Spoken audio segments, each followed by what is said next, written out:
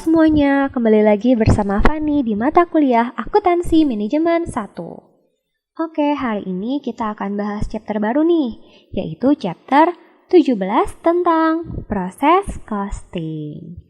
Oke, kita mulai ke pembahasan pertama. Pembahasan pertama yaitu mengenai perbedaan antara job costing dengan proses costing. Kalau kalian ingat nih, saya pernah bahas tentang proses costing secara sekilas saat kita belajar materi UTS, yaitu job costing. Jadi pas kita belajar job costing, saya ada jelasin di awal, apa sih perbedaan antara job costing dengan proses costing.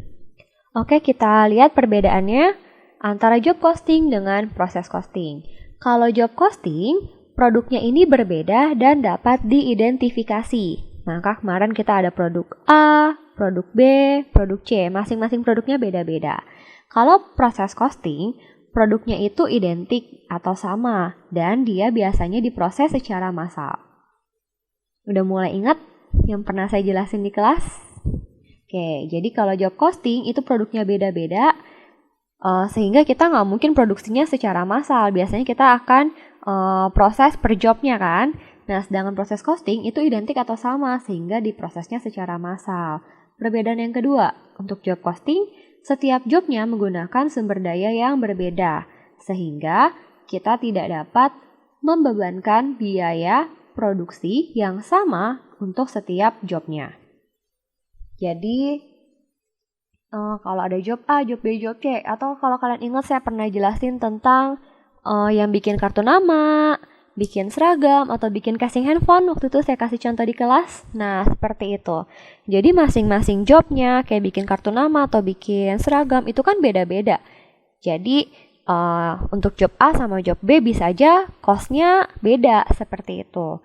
Tapi kalau misalkan proses costing, karena dia produknya identik atau sama dan diprosesnya secara massal, maka biaya produksi untuk setiap unit produknya adalah sama.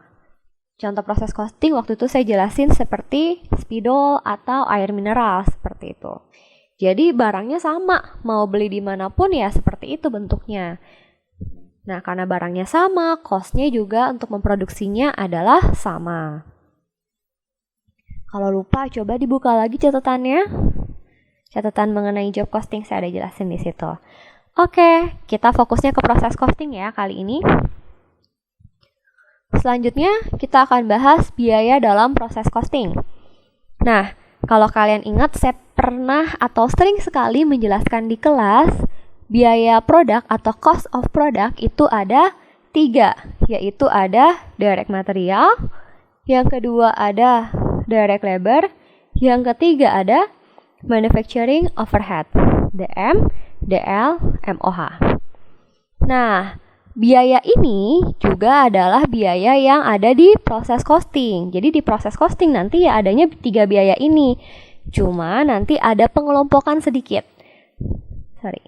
Direct material akan tetap ditulis sebagai direct material, tapi bedanya adalah direct labor dan manufacturing overhead akan digabung. Coba diingat-ingat, DL tambah MOH namanya apa?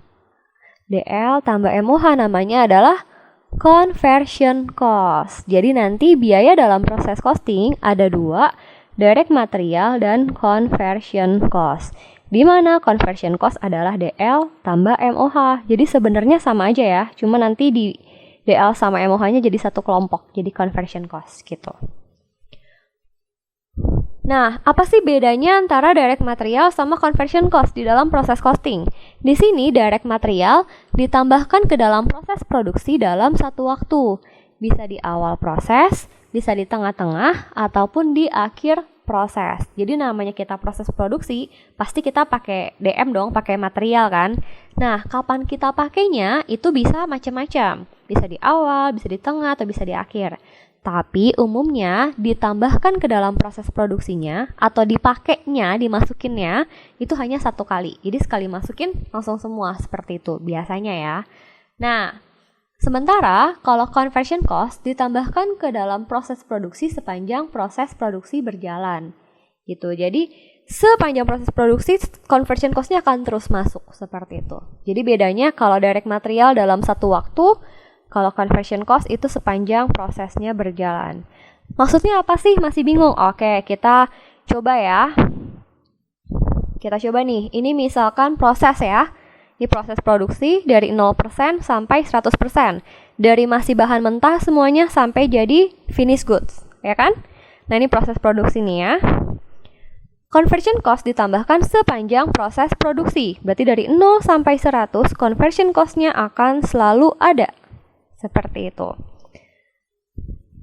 Nah, kalau misalkan proses produksinya 20%, proses produksinya di 20% nih, jadi udah 20% berjalan, conversion cost-nya berapa? Berarti conversion cost-nya adalah 20% juga. Karena dia seiring dengan proses produksi ditambahinnya. Kalau misalkan ternyata prosesnya sekarang 50%, berarti conversion cost-nya berapa? Conversion cost-nya juga 50%.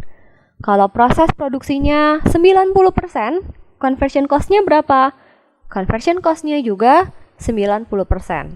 Jadi conversion cost akan ikut udah berapa jauh proses produksi kalian berjalan. Seperti itu. Makanya dibilang conversion cost ditambahkan sepanjang proses produksi. Nah, kalau kalian bingung, oke, conversion cost seperti itu, gampang ya. Nah, kalau direct material kan ditambahinnya dalam satu waktu. Gimana sih? Jadi, dia bisa ditambahin di awal, saat masih 0%, bisa ditambahin di tengah-tengah, misalkan saat 50%, atau bisa juga ditambahin saat dia 80%, gitu. Ditambahin di 100% juga bisa. Jadi, pokoknya satu waktu gitu. Jadi, antara di 0, 10, 20, 30, 40 tergantung dari kebijakan perusahaannya. Itu direct material. Jadi kalau conversion cost tadi sepanjang proses produksi, kalau direct material itu satu waktu. Masih bingung? Gimana sih maksudnya? Oke, kita ke contoh kasus nih ya. Dan kita juga mau cari tahu nih, sebenarnya kalau kalian penasaran, buat apa sih kita tahu direct materialnya itu ditambahin kapan, conversion cost-nya ditambahin kapan? Karena nanti kita perlu mengetahui yang namanya degree of completion atau tingkat penyelesaian. Gitu, dimana kadang-kadang di soal tuh tingkat penyelesaiannya nggak dikasih tahu. Kalau nggak dikasih tahu, kalian harus cari tahu sendiri. Gimana cara cari taunya? Nah, ini yang mau saya ajarin. Oke, kasus pertama. Conversion cost-nya itu sudah 70%. Direct materialnya tanda tanya. Kita disuruh cari berapa angka direct materialnya. Nah, conversion cost ditambahkan sepanjang proses produksi, direct material ditambahkan di awal proses produksi. Maka kita bikin garisnya dari 0 sampai 100%. Ini garis prosesnya. Di sini dibilang kalau conversion cost-nya adalah 70%. Kalau conversion cost-nya 70%, artinya proses kalian sudah jalan 70%. Sama, ya kan? Nah, proses kalian udah 70% nih. DM-nya ditambahin di awal proses produksi. Berarti DM ditambahin di sini. Ya kan? Di sini udah ditambahin nih DM-nya, udah dimasukin, udah ada. Berarti kalau kita ada di titik 70% ini, direct materialnya udah masuk belum? Kita ada di sini nih, DM-nya udah ada belum? Udah kan? Pas kita di titik ini, si DM-nya udah ada. Karena ada di belakang kita, ditambahin duluan. Karena DM-nya udah ada, maka nanti angka direct material tanda tanyanya ini adalah 100%. Kenapa 100%? Karena DM-nya udah ada, udah dimasukin. Sekali dimasukin kan langsung semuanya. Berarti udah langsung 100%. Jadi nanti CC-nya 70%, DM-nya 100%. Masih bingung? Oke, kita ke contoh kasus kedua ya. Conversion cost-nya 70%, direct materialnya tanda tanya. Conversion cost ditambahkan sepanjang proses produksi, direct materialnya ditambahkan di akhir proses produksi. Jadi kalau yang tadi ditambahinnya di awal, sekarang DM-nya di akhir. Caranya gimana? Sama, kita bikin dulu garisnya 0%, 100%. CC-nya ada di 70%. Berarti proses kalian sudah 70%. DM ditambahin di akhir, berarti di sini. Ya kan? Setelah 100% baru DM-nya dimasukin. Sekarang kalian di 70%. Berarti di titik ini DM-nya udah ada belum? Belum, DM-nya belum ada kan? Karena DM-nya baru ada nanti nih pas 100. Berarti pas di 70 DM-nya nggak ada. Karena DM-nya belum ada, maka DM-nya nanti 0. Karena DM-nya belum dimasukin sama sekali pas di titik 70% ini. Masih bingung juga, kita ke kasus ketiga. Kasus ketiga, ini salah ketik ya. Kasus ketiga, conversion cost-nya 70%, DM-nya tanda tanya. Conversion cost ditambahkan sepanjang proses produksi, DM-nya ditambahkan saat proses produksi 50%.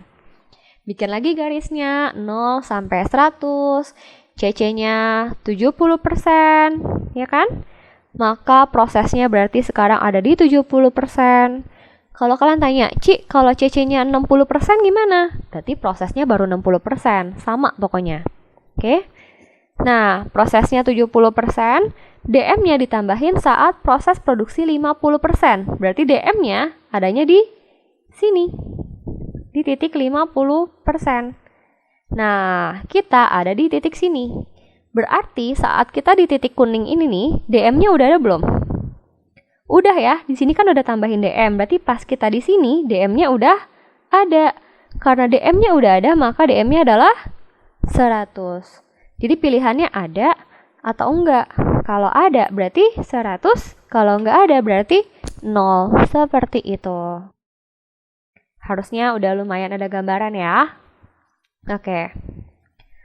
Next, metode proses costing itu ada dua. Yang pertama adalah weighted average method.